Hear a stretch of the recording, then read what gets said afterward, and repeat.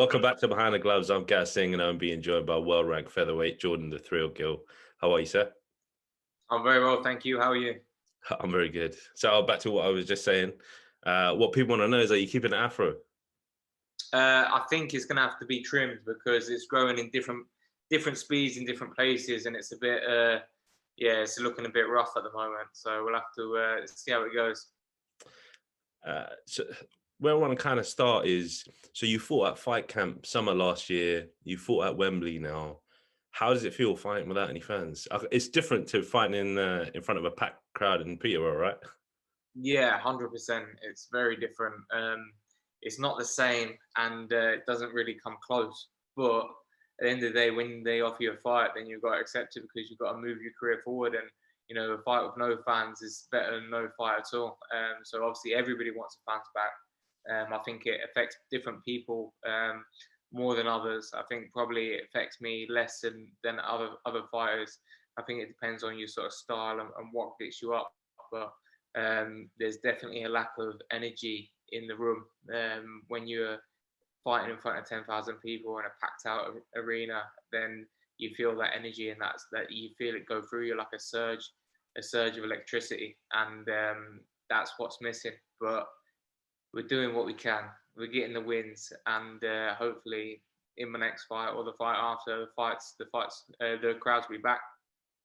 And you kind of touched on it a little bit there, but so we've seen back in January, Matchroom announced kind of their schedule from February onwards, and we had Warrington v Lara, we had Josh Kelly versus Avanesian, and at the moment it's 2-0 to the away fighters. Does it affect you mentally not having a crowd? Like, I know when you fought back in Peterborough, like at the end you could tell that they really had you like hyped up when you gave kind of your post-fight interview. Yeah, it definitely helps. It definitely helps. I feel like, when you land a shot on somebody and it's a good shot, and the crowd sort of, they see the reaction of the opponent, and it sort of G's them up, and then their reaction sort of G's you up. So that, but then at the same time, when you're fighting dangerous fighters, sometimes you don't want to be carried away with the crowd, do you? You want to stick to the game plan and carry out what you need to do. So I don't know. It's a tough one. I think, like I said, it affects everybody differently. But for me, I always prefer with a crowd. When I boxed at Peterborough, that was the best crowd that I've had, and the most hyped up I was, like you said. So if we can get back to that, I'll be happy. And maybe we are seeing more shock results from these foreign fighters coming over because of the crowd. And it's been a couple of weeks removed now since you fought Cesar Juarez, who's a tough competitor. He's been in there with Nonito Donaire and a few other decent world-class fighters. Do you feel that was the right step? Do you feel that was the right fight at the right time? Is probably a better way of putting it. I think looking back at it, it's probably the perfect fight. He's a very experienced guy. He's very tough.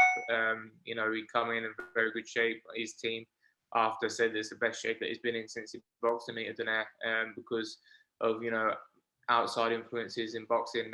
He had a full camp. He'd been in the gym a long time. Was ready for the call. At featherweight, he said he felt a lot stronger. He'd not had to boil down to super weight, and he was the fittest he's been. So I got the best version of him on the night, and I feel like I dealt with him quite well. And I think, yeah, it was the perfect fight because it's not. I don't feel like it's a step too far, or in fact, I probably wouldn't have beat him 3 or 4 fights ago. So it's a step in the right direction, and because he's so well respected, the UK fight fans don't really know him, but across the pond, he's a known fighter. So I think that's why I'm getting the credit for beating him. You've been in there with about, I think, 3 Mexican fighters now, like tough season fighters. I just want to talk to you about the Tinoco fight. Is Yeah. that something you've moved past now? You're not looking back and trying to secure a rematch. You and Dave haven't really spoke about that. It's kind of, he's in your past rear view and you're looking forward. I think he is in my past now, and he's in the rearview mirror now, like you said. But I'm still open to the rematch. But realistically, I don't think it's ever going to happen because I wanted the immediate rematch. I wanted a rematch since it happened straight away, and for one reason or another, it's never happened. it's probably not likely to happen, especially now because we're in different trajectories now.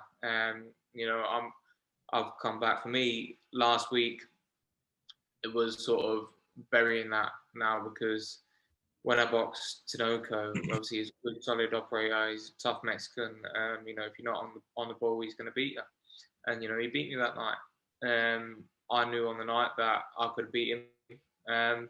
So I wanted the rematch, but realistically, taking the fight with Cesar Suarez, he's a tougher fighter. He's a better Mexican. He boxed at a higher level. And Tinoco's promoter, and he's the same promoter as Cesar Suarez, and he'd agree with that. He'd say the same. So for me, beating Suarez in the fashion that I did, sort of buried that. He's a bigger puncher. He probably landed more shots to the body early on, and I beat him. So for me, that's gone now. Have you and Dave kind of discussed what's next for your career?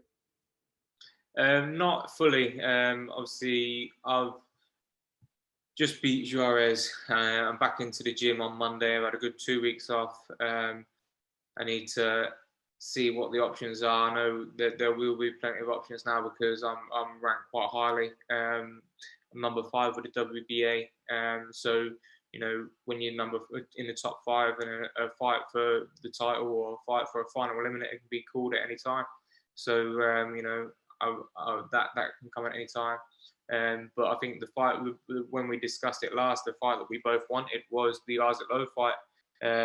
He's ranked top 15 in 3 of the governing bodies or 2 of the governing bodies.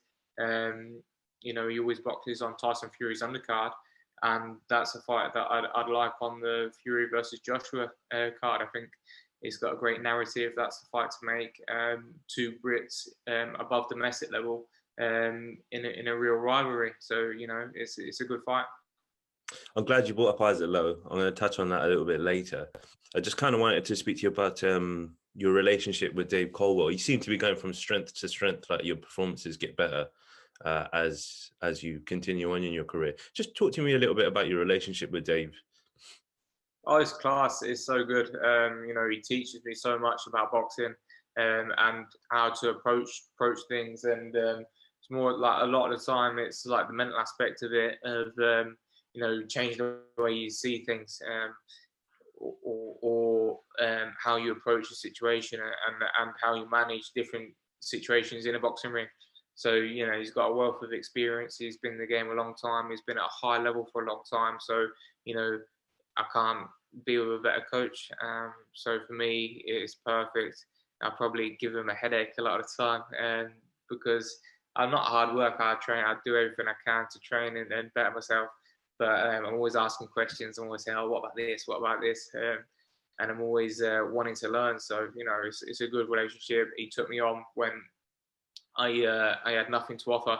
I always say that a sign of a good man is that someone that helps somebody when they haven't got anything to gain in return, and that's what he did now.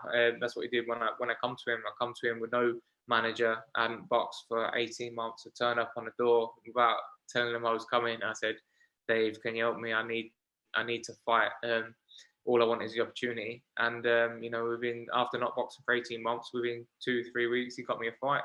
And then another fight straight after that. And after that, we was live on Sky Sports after 2 wins and looking good and stepping up the levels, which is what I wanted. Quality. And the gym must be buzzing right about now, right? You've got so much talent in there.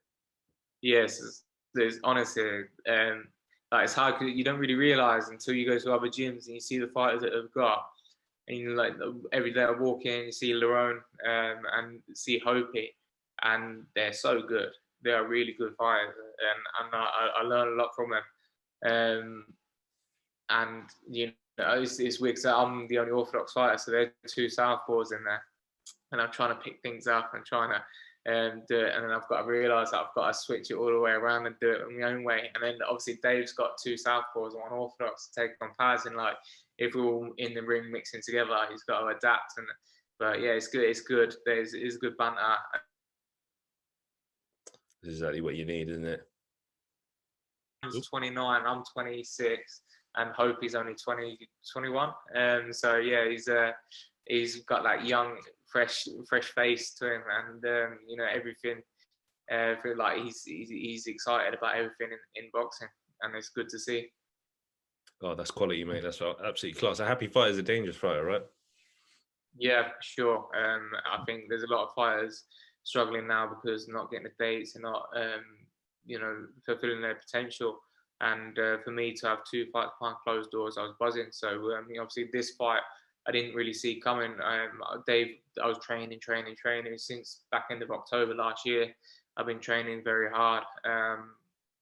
Been in the gym every day, been doing the hard spars, the hard runs, all of the footwork and drills. And I felt like the fight would never come. And obviously, I'm sitting at the side of the ring. Larone's got a date, Hope's got a date, and I haven't got a date. And I can see Dave looking at me thinking, you're like you wanting a date. And like obviously every day he's telling me, don't worry, I'll get your fight, don't worry. And I believe him. But when it's not coming, like he said, he always says, "Oh yeah, I can see you was upset because you not got a date," and I was, but it wasn't like I was saying, "Oh, I'm upset because you're not got me a date." Like I knew he was doing everything he can to try and get me this date, and it's hard because I don't want to keep asking, and he don't want to tell me something that's not true. So it's just a case of being patient. And then 2 weeks before the fight, he said, "Look, you're on." Eddie said, "You're on. We've got this guy. Can you like he's former world title challenger? It's a great fight. We're trying to get a title on the line, and it all come together. So everything that Dave's ever promised me, he's delivered, and I can't fault him. He's been brilliant." Oh, mate, that's quality. That's what you need in a manager. I'm glad you brought up Isaac Lowe a little bit later. Obviously, I was going to mention the fact that you brought him up in your post-fight interview after you beat Juarez. And I think you brought him up in some other interviews as well. Now that's an intriguing fight. Like you said, you're both above domestic level. He usually fights on Fury's undercard, and we know that fight's in the process of being made. Fingers crossed it does get made. But what about Isaac Lowe do you see and think that, yeah, I can beat this guy? Do you know what? I've not seen tons of him. I just think that it's a good fight from what I have seen. Like he looks tidy, looks good. And he's got character, and people seem to want it. Like the reason why I'm saying let's get the fight is because non-stop people are just messaging me saying, "Oh, we want to see the Isaac Lowe fight. We want to see the Isaac Lowe fight." And we're entertainers in the day. We're here to please. So I think that's a great fight. I just think if people want to see it, then we should make it happen. And like I said, he always fights on Tyson Fury undercard. So let's get it on. Did you see his tweet after you mentioned him in your post-fight interview? Which one? I don't know which one. I think I don't know if I'm allowed to swear, but he kind of just sent one out and it was like, "Don't back out now, you're a pussy," something along those lines. Yeah, I saw that. But at the end of the day, but I don't know if it's common knowledge, but next week, right, he's fighting a 6-rounder on an MTK show. He's fighting Johnny Phillips in a 6-rounder, who Hopi in our gym boxed him in his second or third fight. So for me, like obviously I had a year, like he's had a year off and needs to shake off some rust. I had a year off and boxed Reece Bellotti, who's a former Commonwealth champion, a big puncher, and like it was the first fight on Fight Camp behind closed doors. No one had ever done it before. And then I had 2 weeks' notice. I just fought a two-time world title challenger, absolute horrible little man from Mexico. So for him to say, "Oh, don't back out, you're a pussy," I'm saying, come on, I'm taking these fights. I'm calling you. The only reason this fight won't happen is if Isaac Lowe don't want it. So who's the pussy now? We'll see. We'll see how much he wants it. I'll be speaking to Isaac probably a bit later today or tomorrow. Have you got a message? Do you want me to pass something on? All I'm saying is, I hope he's well. Congratulations on the news of your pregnant missus. I hope everything goes well, and you have a very healthy and happy little baby. And if you want to provide, the biggest money fight for you and your family, then this is the fight to make on the Tyson Fury versus Anthony Joshua undercard. I'm the man. I think it's a very good fight. It's a close fight. You might be favourite. I might be favourite. but there's only one way to find out. I've got nothing but respect for anybody that steps in the ring. I've got respect for you. So let's get it on. Why not? And talking of the obviously, if that fight does get off and you end up clashing with Isaac Lowe on the AJ Fury undercard, how does that fight pan out? I'd like to get different fighters' opinions. Break that down for me, Fury v Joshua. I don't know. I think it's one of the fights that obviously a lot of people got a lot of opinions, and Fury's a very good technician. Joshua is, and he's improving a lot. I'd say everyone realizes that Fury's probably a natural boxer, a natural sort of slickster. He's got the style and the awkwardness to cause people a lot of problems. I think Joshua looks like the ultimate athlete, and Tyson Fury looks like the opposite. But I always say, bodies mean nothing. I don't know if it could go either way, especially in heavyweight boxing, because one punch can change it all. Especially like we know Tyson Fury goes down, he gets hurt, he gets up, but Anthony Joshua is a very good finisher. So if he catches Fury, I can see him finishing him. Failing that, I could also see, on the other hand, Fury frustrating him for 12 rounds and making a points decision. So, I wouldn't be surprised either way. I wouldn't be surprised after 2 fights if it was 1-1.